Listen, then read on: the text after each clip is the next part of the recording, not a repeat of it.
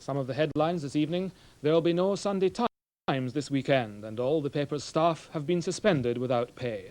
In the city, shares fall again at the end of a nerve-wracking week. President Reagan plans more tough action on the American economy, and in Poland, some concessions from the government may not satisfy the Solidarity trade union. Now, these stories and the rest of tonight's news with subtitles. There will be no Sunday Times this week, and the paper's 1,400 staff have been suspended without pay. This follows a dispute with the print union, the National Graphical Association, over pay and manning. The management set a deadline this afternoon for an undertaking that the NGA wouldn't disrupt production, but this passed without any such agreement. Journalists, however, say they'll defy the suspension order and come into work as usual tomorrow.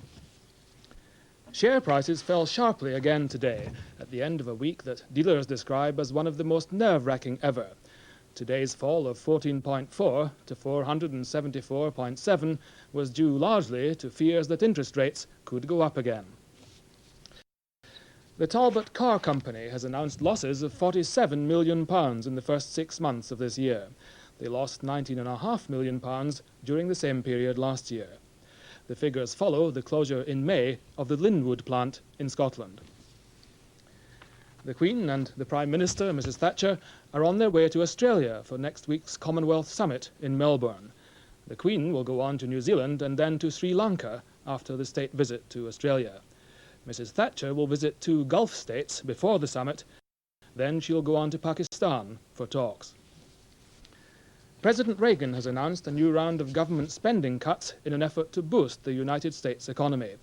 He said he wanted to balance the budget so that government departments didn't overspend, and he has scrapped the energy and education departments altogether and made cuts of 12.5% in others. Some congressmen have attacked the new cuts and have accused President Reagan of being mean of spirit. The Polish Parliament has voted unanimously to give workers more control in the running of factories. They'll also have a say in the appointment of managers, thus ending the total control of the Communist Party. But the decisions may not go far enough.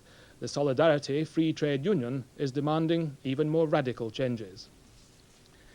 At the Human Rights Court in Strasbourg, 2 Scottish mothers have brought a case against the British government. The women are opposed to the use of the tawse, or leather strap, in Scottish schools. They say beating goes against their belief in the way their children should be taught at school. Today, their council called the use of the strap both inhuman and degrading. If the court finds against the use of the tawse, it could mean the end of corporal punishment in all British schools. The Football League has asked clubs to consider a 12-point plan to change the way the league is run. The league suggests a merger of the 3rd and 4th divisions and wants teams to be grouped regionally. The 1st and 2nd divisions would be unchanged. The league says it wants to try to boost attendances by the new plan. Well, later this evening in Newsnight, we'll be considering the arguments behind that fresh outbreak of industrial trouble which has stopped publication of this weekend's Sunday Times. We'll be reporting on the final rounds in the battle for the Labour Party deputy leadership and presenting the results of a special Newsnight analysis of the crucial voting intentions in the new Electoral College. We'll also be finding out how Coventry City hope to tame rowdy football fans by making them all sit down. That's Newsnight at 10:45. Now a look at the weather chart.